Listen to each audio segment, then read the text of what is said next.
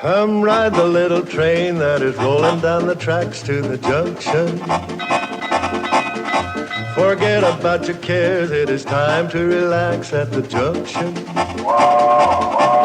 Lots of curves, you bet, and even more when you get to the junction. Petticoat Junction. There's a little hotel called the Shady Rest at the junction. Petticoat Junction. It is run by Kate. Come and be her guest at the junction. Petticoat Junction. And that's Uncle Joe. He's a moving kind of slow at the junction. Petticoat Junction.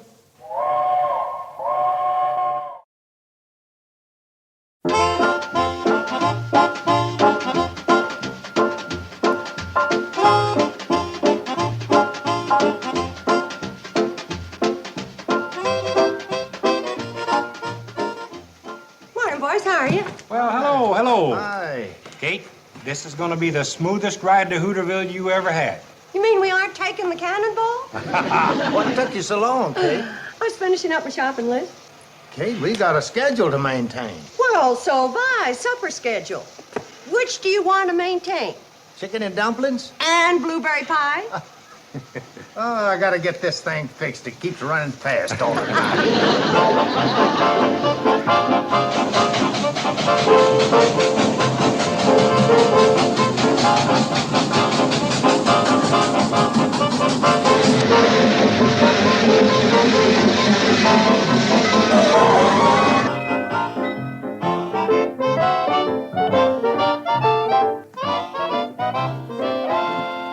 Charlie, you were right. That was a smooth ride. Like sailing on a pink cloud. Well, thanks for the kind words, Kate. You figure to get your shopping done by the time we get this pink cloud turned around? Well, I should say. I can't wait to get aboard. Hey, look.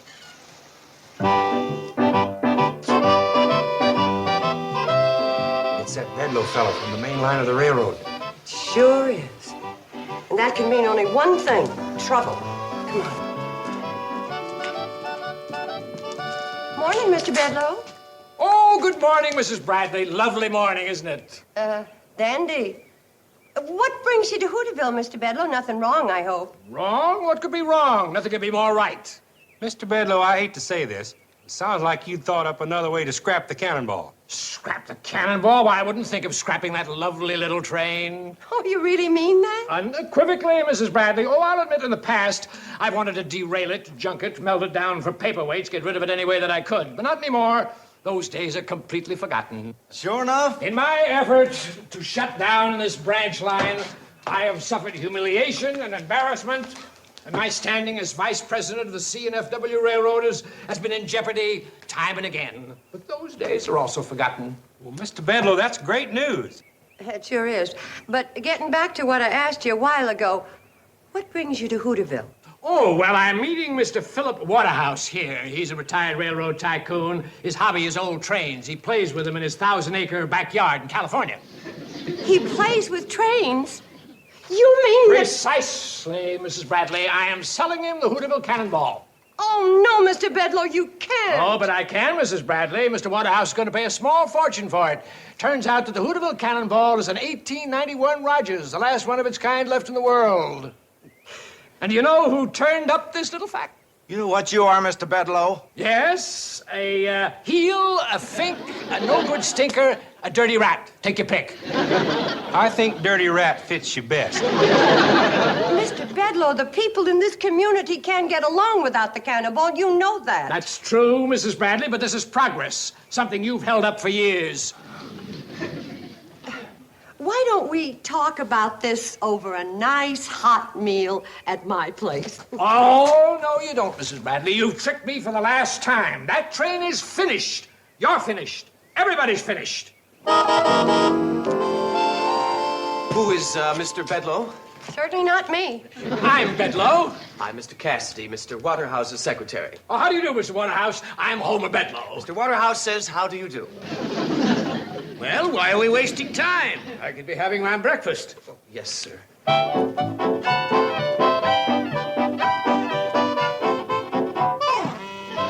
Now, let's see what's on your diet this morning, sir. Probably nails. Dried figs, sir.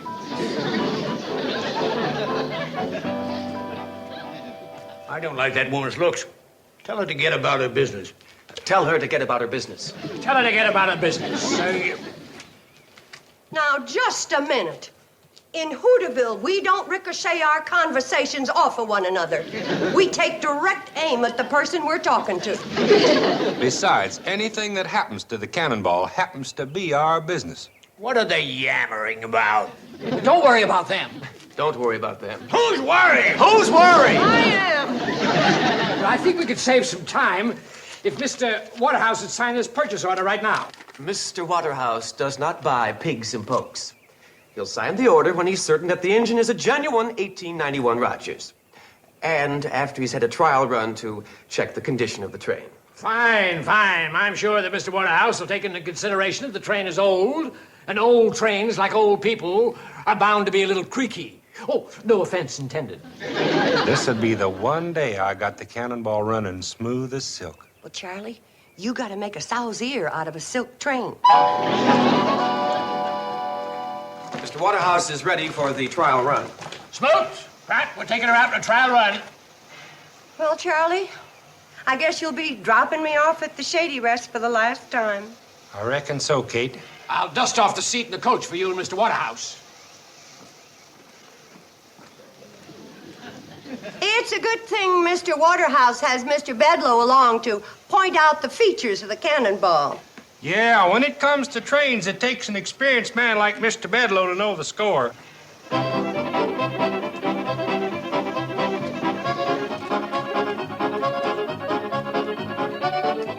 Kate, I don't want to see the cannonball sold any more than you do, but my pride's at stake. I got her purring like a kitten. Well, she better start spitting like a wildcat, or we're gonna start eating like pigeons.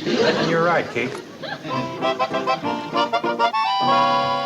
I've got the seat all cleaned off for you, Mr. Waterhouse, all set to get aboard. Mr. Bedloe, I don't see why you feel it's necessary to come along to point out the features of this train to Mr. Waterhouse. Features? What features? Mr. Waterhouse has been a railroad man for 50 years. 51. I think Mr. Waterhouse is capable of determining the condition of a train without your help. But now, wait a minute. Mr. Waterhouse does not need a nursemaid. Now, you wait here till we get back. I know more about trains than he'll know if he lives to be 100.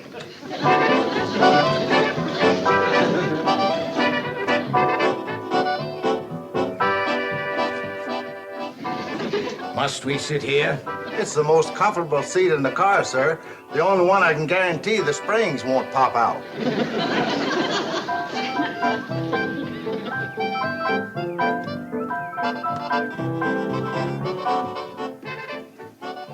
What's the matter, Sonny? You lost? Kate Bradley's responsible for this. Where is she? On the train. She is? I'd better get aboard.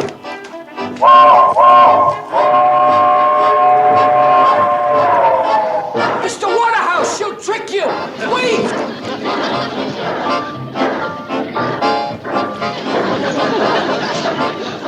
Oh, wait a minute! Stop the train! Darn that blasted train!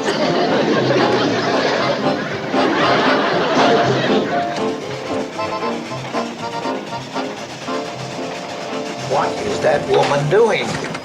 I'm tying myself down for the train ride.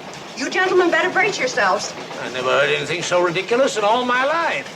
You never rode on such a ridiculous train in all your life.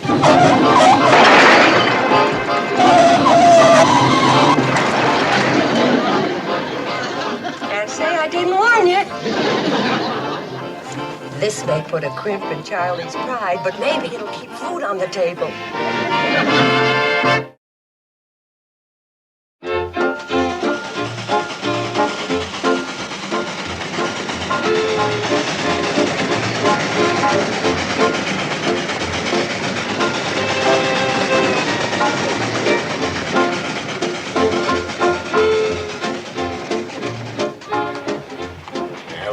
How long are we gonna wait? You made a suggestion a few miles back that Mr. Waterhouse thought was a good one. Thank you, sir. I thought it was a good one, too. You said you would signal the engineer to stop the train so Mr. Waterhouse could see how the brakes worked. I sure did say that. Well, what is the matter with that engineer? Is he asleep? Give him the signal again. He got the signal the first time. The brakes are on now. We skid pretty smooth, don't we? Those brakes will take a hold just like that as soon as we hit the upgrade across the creek. Are you keeping a list of all these defects? I certainly am, sir. Do you hear what I hear? What is it, Kate? Listen. I think the cannonball's trying to tell us something. By golly, Kate, you're right. Trying to tell you what? That another one of the wheels is out of whack. You see, Charlie heard it too. And by some miracle, he's managing to stop the train. We're lucky she's pulling up lame right at the Shady Rest. Well, I declare, what a fortunate coincidence.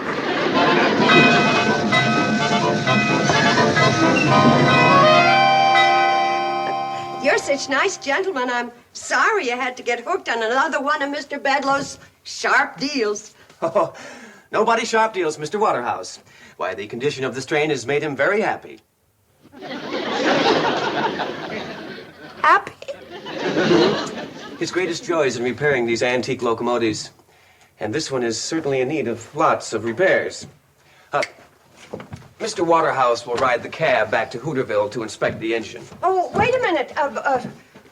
Charlie wouldn't try to bring her back in the condition she's in. It'd be too dangerous, wouldn't it, Floyd? Well- And it'd take 2 or 3 hours to even get her where she could limp back. Isn't that right, Floyd? Well- But you're welcome to wait at Shady Rest. It's right up the hill from here.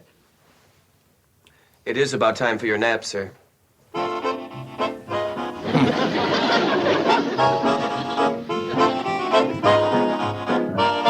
That was a close one. I nearly lost him. Now then, you and Charlie sneak off on your run to Pixley and back. I gotta have time to pierce that man's meanness. You'll need an elephant gun to get through that hide. I got a hunch about that old saying. They're no bad millionaires, just bad stomachs. Uncle Joe, get up. The train's in. Looks like Mom brought back a couple of guests. Come on, Uncle Joe. Just 5 minutes more, Mom. I promise to get to school on time. Oh, stop kidding, Uncle Joe. We have guests, honest.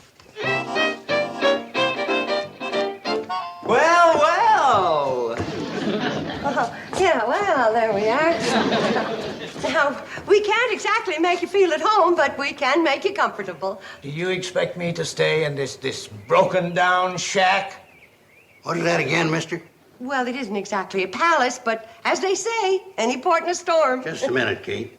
We ain't so hard up you have to humble yourself. Uncle Joe, please. Don't just Uncle Joe please me. I ain't standing by and seeing you insulted by a couple of cheap salesmen with just one itty-bitty sample case between them. This happens to be an attaché case. I don't care if you're selling attachés or electric guitars. Just be sure your broken-down partner here keeps a civil tongue in his head. Tell him to shut up. Please, gentlemen, if you would just step inside. Like she says, sir, any port in a storm. Just a minute, buddy. I ain't heard you apologize to the young lady. You realize you were talking to Mr. Philip Waterhouse and his secretary? Kate, after all I've taught you about spotting phonies, who ever heard of a man secretary? Lots of millionaires have men secretaries. Sure, millionaire. Mr. Waterhouse is here to buy the cannonball. It's an antique. Let me handle it, Kate. I'll get us a good price for the train. No, we can't sell something we don't own. Kate, we got a house full of antiques. Millionaires don't just stand around window shopping, they buy. But we don't want to sell anything. We just want to save the cannonball. Okay, we'll save that to the last. Mr. Waterridge.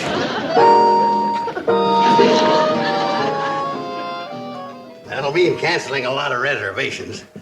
But I can let you have the whole second floor, Mr. Waterridge. Mr. Waterhouse would like a room where he can take a short nap and wash up. Your wash is my command. It's a little joke I thought you might enjoy. Tell him we don't. We don't. After you get your 40 winks, I'll show you our stock of antiques. I hope Mr. Waterhouse has a nice nap. Oh, I'm sure he will. Come on, Cassidy. Sir, I thought I would stay down here for a moment and go over these notes. Well, all right, but hurry. Yeah, hurry now. Mr. Waterridge hasn't got all day. Waterhouse! Why don't you take your notes into the dining room? You won't be disturbed in there. Oh, thank you. I'll be fine right here. I'm gonna go set the table, Mom.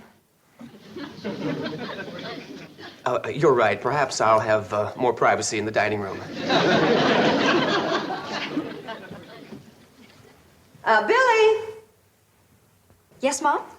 You're disturbing Mr. Cassidy. I know, but isn't it exciting? And he acts like a college man. Betty Jo, you get the fixin' for the chicken and dumplings. We gotta get going fast. And now to get Mr. Cassidy out of the way so I can have a nice long chat with Mr. Waterhouse when he wakes up. Here you are. Now get going.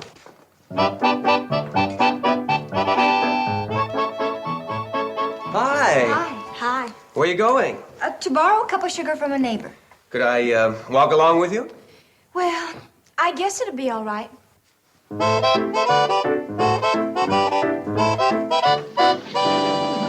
Hey, where are the girls headed with that male secretary? To borrow a cup of sugar from one of our neighbors. Well, our closest neighbor's 5 miles away. He's gonna find that out. Hey, Kate, what happened to those price tags we had left over from the rummage sale?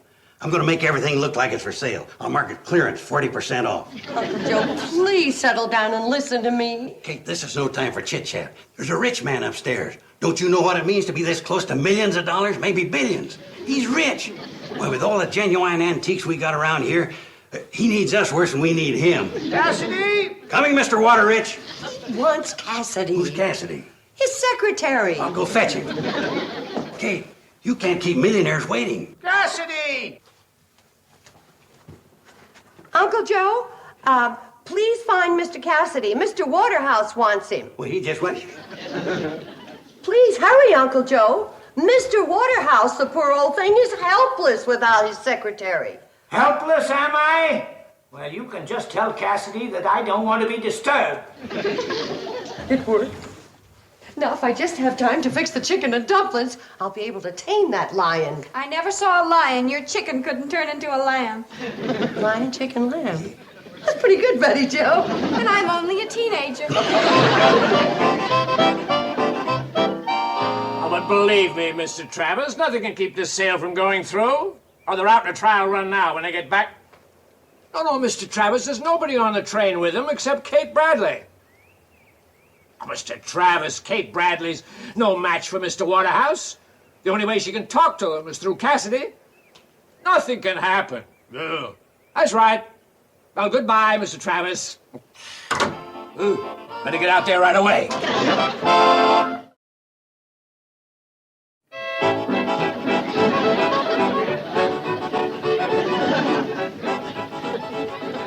Where's my secretary, Cassidy? Oh, he went for a walk, Mr. Waterrich. House!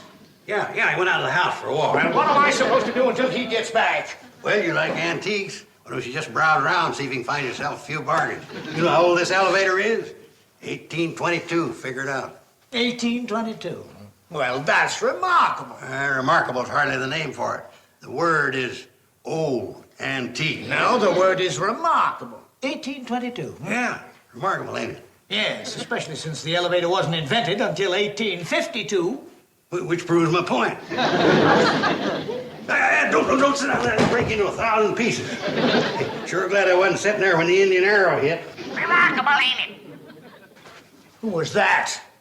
Oh, that's Phoebe, my minor bird. Sometimes I keep her in the elevator. Remarkable. I've got to get out of this madhouse. Where's your phone? Phone? Oh, I get it. You're a sharp trader. You know a bargain when you see one. What are you talking about? Now, let's just lay our cards on the table. You want the phone, we'll make you a price. Hello. Operator. Operator. Now, let's stop playing games. Now, you know a phone that old wouldn't work. It worked once, though. There was only 5 words spoken into it. Quick, Watson, I need you. Cassidy. Can't you put a muzzle on that minor bird? Yeah, gladly, but it'd be muzzling the beak of a 95-year-old minor bird. Cassidy. Oh.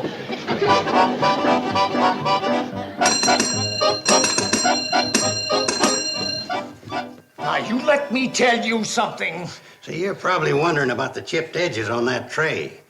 Well, you know how it is when careless Indians shake ashes out of their peace pipes. He hasn't got a chance. Now I'm going to show you what I really think of your antiques. Well, of all things! How dare you break that ashtray? That's my personal property. It's all right, Kate. Mr. Waterrich was just having a little fun. Well, he's going to have a little more fun cleaning it up. What? You get down and clean up every one of those pieces. Kate, you can't talk that way to millionaires. I could talk that way to a spoiled child, and that's what he is. Now, you listen to me. Yeah, you better listen to him. You shut up. You bet I will. You think you've been fooling me with your cheap schemes to keep me from buying that train. You can't fool him, Kate. He's brilliant. Don't you think I know why you sent Cassidy away? So you could cry on my shoulder with some sad story. He don't like sad stories. Hey, did you ever hear the... Shut up! Listen to me. It's true, I schemed. But I could have staked my life that you had a spark of decency in you, and that maybe somehow I could show you how important that train was to us, while to you it's just another toy. But I guess I was mistaken in my judgment. You ought to be ashamed. My mother went to a lot of trouble making chicken and dumplings for you, just so you'd listen to her side of the story. Oh, I get it. The way to a man's heart is through his stomach, huh? Why, that's the corniest trick of them all. You're right. I should have known you didn't have a heart to get through your stomach, too. Well, that doesn't sound right, but you know what I mean. Of all the nerve! Oh! And I'm gonna keep this up until you get Cassidy back here. No, you're not. Take it easy, Kate. Now, you get on You'll upstairs outweigh and go at to least your room. 40 pounds. Get to your room and hold there until you promise to act like a grown-up. Give it to him, Mom. Now, I'm gonna lock you up there till you promise to behave.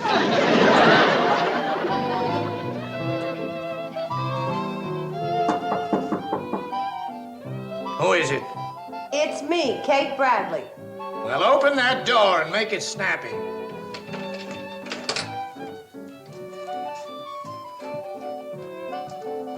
So, you finally decided it was safer to let me out, huh? The only thing I decided was that even a cranky, crotchety old man can get hungry. Eat. I wouldn't eat your cooking if I was starving. Now, you eat everything on that plate to the last morsel. Or so help me. I'm gonna turn you over my knee and spank the daylights out of you. And don't think I can't do it.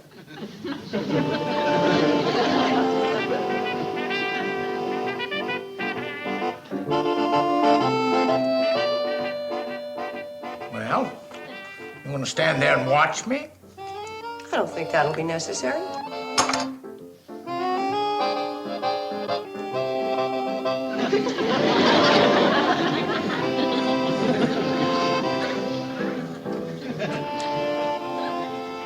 When you're finished eating, you'll find the price of the plate marked on the bottom.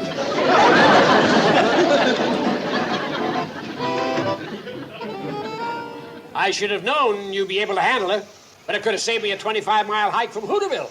Tell him to shut up. I'm thinking. Shut up, he's thinking. I heard.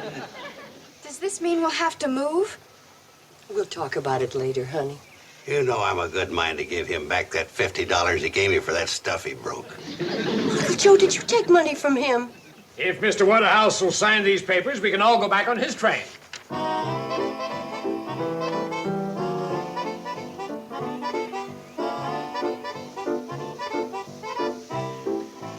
Mr. Waterhouse examined the train thoroughly. The engine is an 1891 Rogers. Yes, authentic in every detail. Mr. Waterhouse is looking for an 1890 Porter. What? But you both... And tell that scoundrel Bedlow I may have him arrested for fraud. Good idea, sir. But Mr. Waterhouse, sir, Mr. Tell him to shut up. Shut up. Well, we better get out of here before he tries to sell me the Brooklyn Bridge. Bye, Mrs. Bradley. Bye, Mr. Waterhouse. Tell the others goodbye. Goodbye. Did you hear that, Kate? We're still in business. How do you like that, Bedlow? Trying to skin that nice millionaire. I gotta learn to have more confidence in my first impressions.